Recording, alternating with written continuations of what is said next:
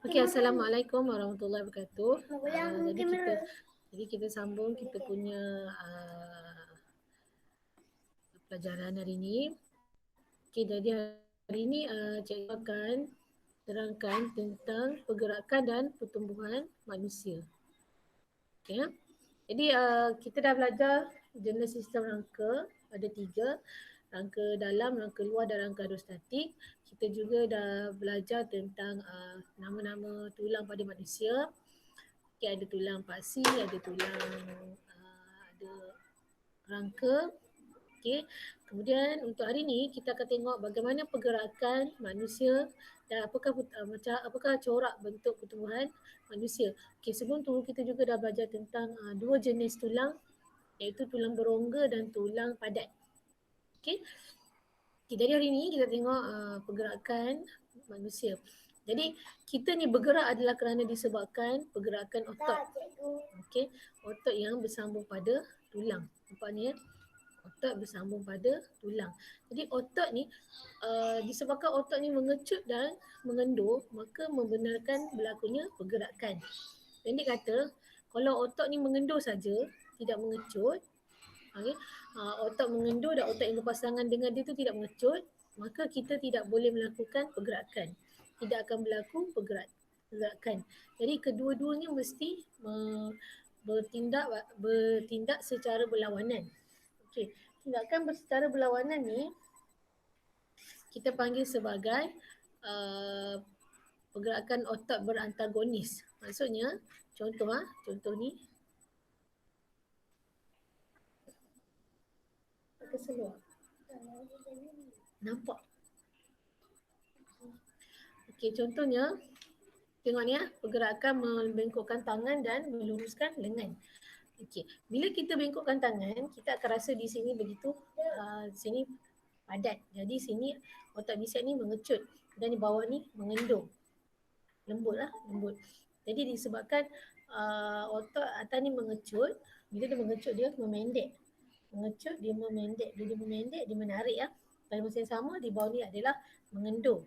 Bila kita luruskan lengan, yang ni pula relax, mengendur, yang ni pula mengecut menyebabkan dia tertarik, jadi tangan kita menjadi lurus. Okay, ya? Jadi pergerakan otot ni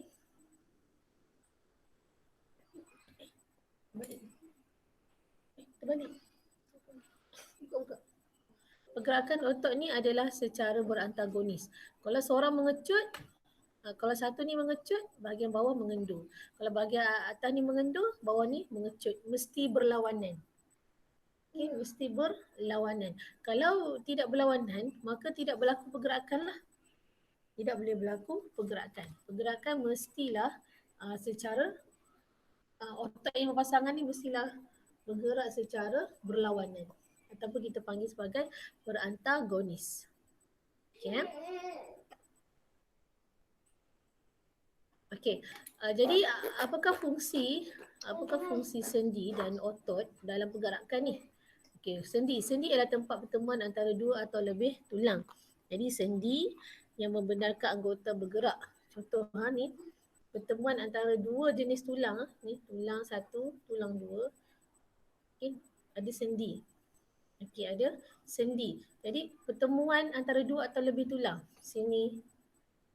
Okey. Jadi untuk tingkatan 4 ni kita belajar sendi membenarkan anggota bergerak. Kita panggil nama sebagai sendi bergerak. Contohnya adalah sendi ensem pada siku. Ni ya. Ni sendi pada siku. Manakala sendi yang tidak membenarkan bahagian anggota bergerak dinamakan sendi tak bergerak. Contohnya sendi pada tengkorak. Tengkorak kita ni ada 7. Dan dia bersambung pada sendi, tempat pertemuan sendi. Dan tengkorak ni tidak bergerak. Tak ada bahagian kepala tengkorak kita yang bergerak. Maka kita panggil dia sebagai kita panggil dia sebagai sendi tidak bergerak. Okey, kita tengok contoh. Okey, ni adalah sendi bergerak. Contohnya adalah sendi ensem. Apa? Kenapa? Ada Google Form. Tak lagi. Okey. Pertemuan antara dua tulang atau lebih. Ni tulang humor. Ini radius, ni ulna. Cikgu, saya tak tahu yang mana cikgu. Ini pula adalah tulang humerus. Okey. Jadi pertemuan ni, ini adalah kita panggil sebagai sendi. Okey, ini adalah sendi. Jadi ligamen ialah tisu penghubung yang liat, kenyal dan kuat menyambungkan dua tulang. Antara tulang atas dengan tulang bawah ada ligamen. Yang kita biasa dengarkan, ligamen putus, ligamen putus, ligamen putus. Bila ligamen putus, tulang-tulang tidak bersambung, jadi tidak boleh menyebabkan pergerakan atau bergerak menjadi sakit. Kemudian sifat ligamen ni adalah kuat dan kenyal. Okey. Dan ligamen ni mengikat dan memawak tulang dan membenarkan pergerakan.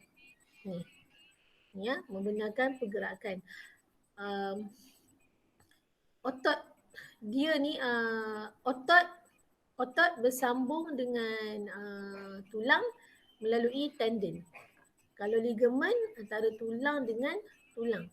Kalau tendon antara otot dengan tulang. Okey, otot ialah tisu yang terdiri daripada jentian yang selari antara satu sama lain. Sel otot mengandungi mitokondria yang menjadikan tenaga untuk pengecutan dan pengenduran otot.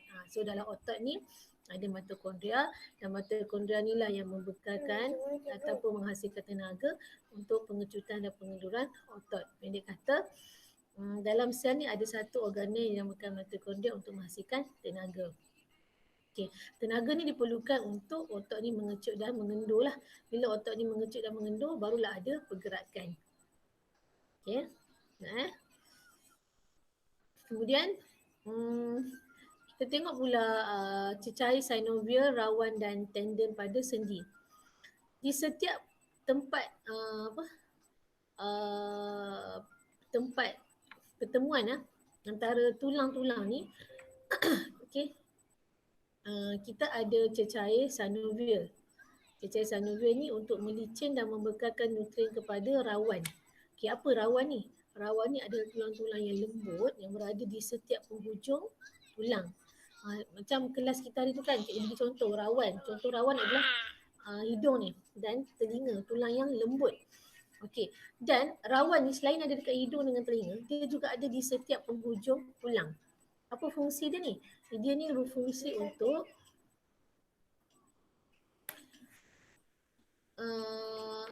melindungi sendi dan untuk mengurangkan geseran. Ni, melindungi sendi. Ni sendi ni, keseluruhan ni, sendi ni. Okay, rawan ni lah yang tolong. Rawan juga bertindak sebagai cushion. Cushion kan lembut, bila kita duduk, kita ikut bentuk cushion kan. Jadi rawan ni, dia untuk menyerap hentakan dan dia untuk mengurangkan geseran. Yang kita selalu dengar orang tua sakit lutut kan. Cikgu, saya tak buat lagi. Apa yang menyebabkan sakit lutut tu adalah kerana rawan penghujung tulang antara lutut dengan kaki, antara lutut dengan betis kat bawah tu, dia telah haus. Maksudnya telah nipis. Jadi kan bila rawan ni nipis, rawan yang bawah ni nipis, maka bila tulang bertemu dengan tulang, pergerakan menjadi sakit. Itu yang kita kata sakit lutut tu. Kenapa sakit lutut? Sebab rawan dia dah nipis. Kenapa rawan dia dah nipis? Mungkin kerana orang tu dia ada alami obesiti ataupun kegemukan. Di mana lutut dia, tulang dan tidak dapat menampung berat badan dia. Jadi bila tak dapat tampung berat badan tu akan menghentak, akan memberi tekanan kepada tulang bahagian atas untuk memberi tekanan kepada tulang bahagian bawah. Lama-lama rawan ni akan tercedera lah. Bila rawan ni cedera, tulang atas akan bertemu dengan tulang bawah tanpa ada rawan. So jadi sakit. Tu yang orang tua ada sakit arthritis, ada sakit lutut, semua tu adalah kerana benda ni lah. Okay. Dan di setiap sendi juga ada cecair synovial yang berfungsi untuk melicin dan membekalkan nutrien kepada rawan. cecair synovial ni bertindak sebagai pelincir. Jadi dia ni lah yang melincirkan lah pergerakan ataupun melincirkan sendi ni. Okey. Jadi kadang-kadang rawatan untuk orang sakit lutut, kalau kita ada pernah terbaca lah, kalau orang pernah terbaca, salah satu rawatan untuk sakit lutut adalah menyuntik cecair synovial ni. Kenapa?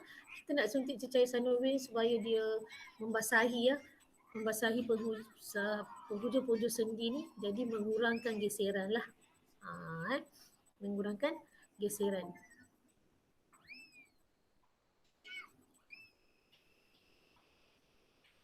Okey, selain tu kita juga ada tendon. Tendon adalah tisu penghubung yang menghubungkan antara otot dengan tulang. Tendon terdiri daripada gabungan gentian yang bersifat kuat dan tidak kenyal. Tidak kenyal maksudnya dia tetap kat situ. Dia tidak kenyal tapi dia kuat. Okey, daya pengujutan otot akan dipindahkan ke tulang melalui tendon. Okey ni, kita tengok atas ni. Okey ni. Okey.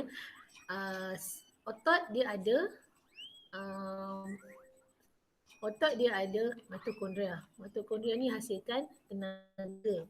Tenaga digunakan oleh otot untuk mengecut atau mengendur. Jadi contoh kalau dia mengecut kan ataupun dia mengendur, dia akan pindahkan daya tu kepada tendon dan tendon ni akan pindahkan ke arah pada tulang. Jadi boleh melakukan pergerakan.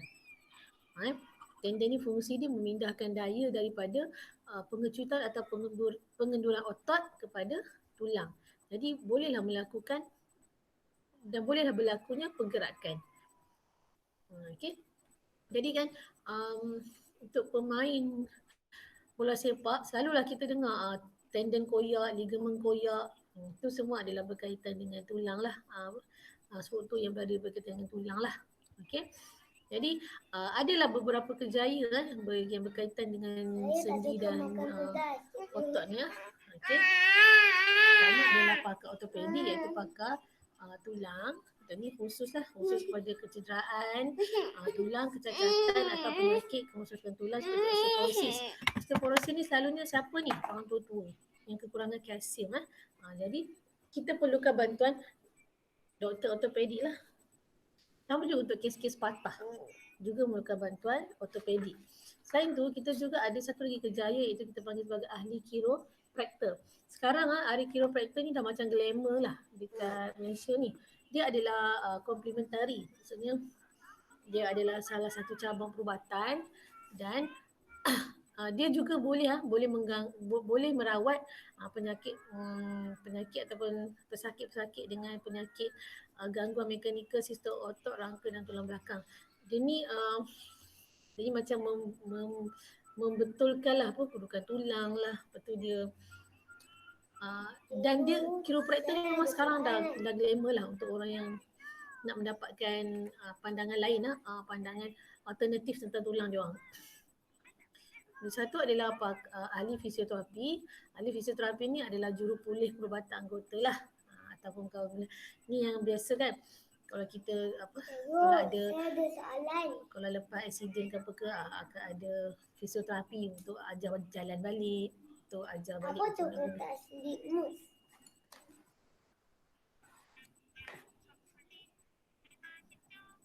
Okey.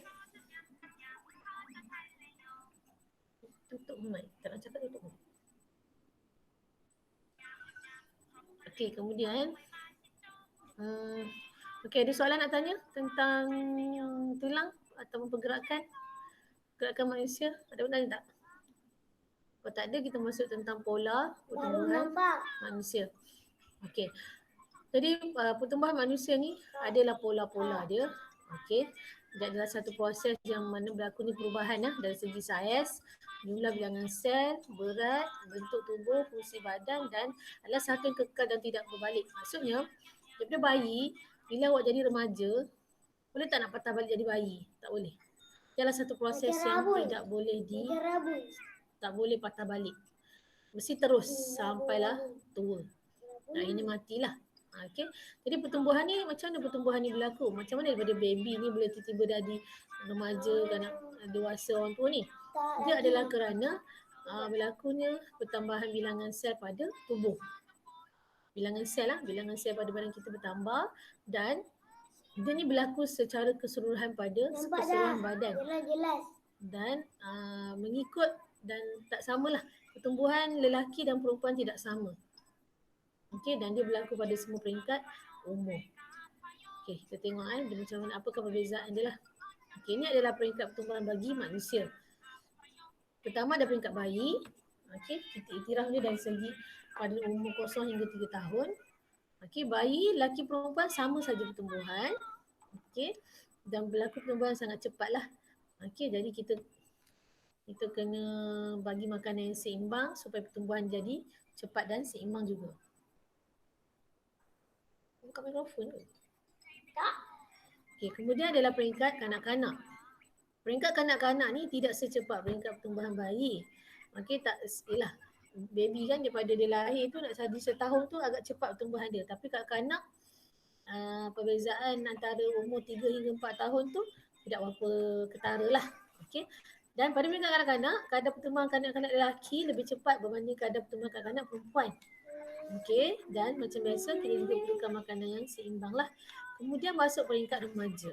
Okey, semasa peringkat remaja ni barulah ada satu pertumbuhan yang pesat dan selalunya remaja lelaki mengalami pertumbuhan yang perlahan berbanding dengan remaja perempuan. Okey, kenapa? Kenapa? Sebab remaja perempuan selalunya mencapai kematangan lebih cepatlah.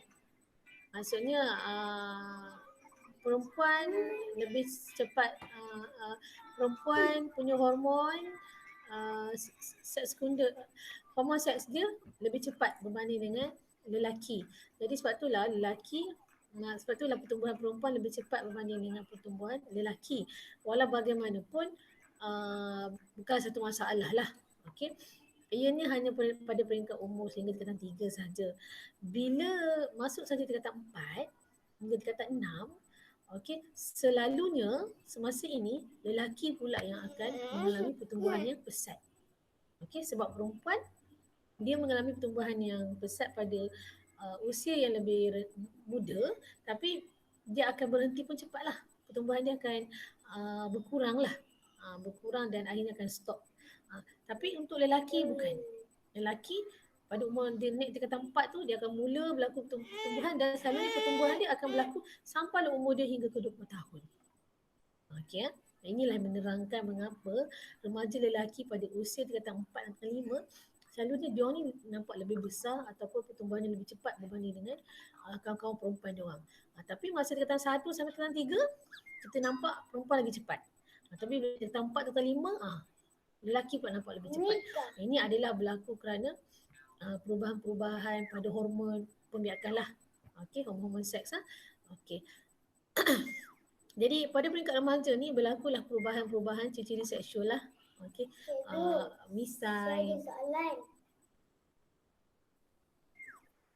Misai, kemudian kalau perempuan dah ada payudara, kalau punggung, lepas tu dah mula rasa malu. Ini adalah peringkat remaja lah. Kemudian pada peringkat dewasa, lelaki dewasa selalunya lebih tinggi dan lebih besar lah. Okey, kerana lelaki ni walaupun dia lambat, pertumbuhan dia lambat kan, macam tadi kan saya cakap tingkatan 4 baru nak ada pertumbuhan, tapi pertumbuhan dia lebih lama. Okey, dan pada peringkat dewasa ni selalunya pertumbuhan baik lelaki atau perempuan, pertumbuhan dia macam dah nak stop lah, maksudnya dia sama saja sampailah tua lah. Tapi macam ni pada bahagian-bahagian tertentu seperti kuku, kulit dan rambut, pertumbuhan terus berlaku. Yalah, rambut walaupun dah dewasa, kalau dibiar masih akan panjang. Kuku kalau biar masih akan panjang. Tak kira kau tua ke, kau muda ke, kau dewasa ke, tetap akan berlaku. Itulah maksudnya. Tapi untuk pertumbuhan yang lain, hampir tiada. Okey, kemudian untuk peringkat tua, pada peringkat tua,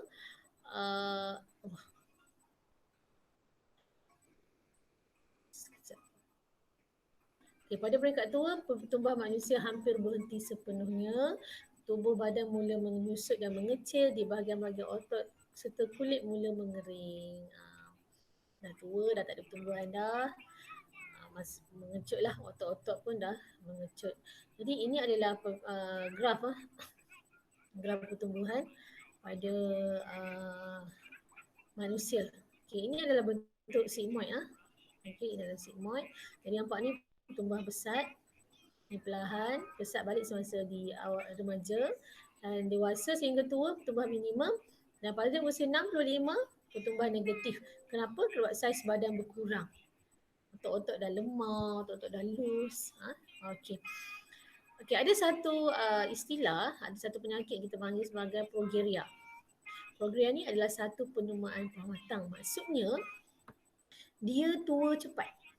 Dia ni kanak-kanak tapi dia tua cepat. Itu adalah satu penyakit dan kita panggil dia adalah penyakit progeria. Budak-budak nampak dewasa. Bila dia dewasa, dia nampak tua. Okay, faham kan? Itu ada satu sejenis penyakit kita panggil progeria. Okey. Jadi kadar pertumbuhan manusia cepat pada peringkat awal, daripada bayi sampailah kemudian bila masuk kanak-kanak jadi perlahan. Kemudian bila remaja cepat balik, kemudian masa dewasa perlahan balik. Okey. Macam nak ingat pesat, perlahan, pesat, minimum. Maksudnya pesat, cepat, lambat, cepat, lambat. Last sekali orang tua tak ada pertumbuhan dah. Negatif pula. Sebab dia punya siap-siap otot telah mengecut. Okey, jadi lengkuk ni kita panggil lengkuk sigmoid. Okay, ni lengkuk sigmoid lengkuk sigmoid. Okey, graf lengkuk yang pertumbuhan ni bolehlah kita gunakan untuk menentukan kadar pertumbuhan manusia pada tahap berbeza di sepanjang hayat pertumbuhan dia. Dan untuk manusia, pertumbuhan akan berhenti apabila mencapai kematangan. Maksudnya bila kita sudah matang, pada usia, macam perempuan pada usia 16 tahun tu lah, dia akan mula perlahan lah. Pertumbuhan dia akan mula perlahan. Lelaki sampai umur 20 lah selalunya. Okey. Kemudian pada masa dewasa memang pertumbuhan minimum ataupun memang dah tak ada lah. Pada usia tua terus jadi negatif. Okey. Jadi pola pertumbuhan lelaki dan perempuan ni sedikit berbeza. Okey, pola pertumbuhan lelaki dan perempuan ada sedikit berbeza. Okey.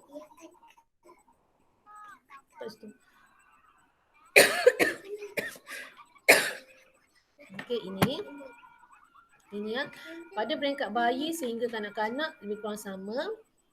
Okey, tapi bila masuk sekolah rendah, lelaki cepat sikit, perempuan lambat. Tapi bila masuk sekolah menengah, masuk usia 13 hingga 15-16 tu perempuan lagi tinggi. Dan selepas tu lelaki akan jadi tinggi balik lah. Okey, ini adalah kerana tempoh kematangan berbeza antara lelaki dan perempuan. Kan ya? Perempuan mengalami akil balik lebih cepat berbanding dengan belajar lelaki. Okay, itu yang menyebabkan kenapa graf lelaki dan perempuan sedikit berbeza. Akil balik Kemudian okey. Untuk baby, untuk baby macam mana kita nak tahu berlakunya pertumbuhan pada baby adalah selalunya lah jururawat akan ambil ukur lilit kepala, berat bayi dan tinggi bayi. Okey, itulah selalunya. Okey, itu saja kelas kita untuk hari ini. Ada apa-apa soalan nak tanya tak? Cikgu off dulu recording.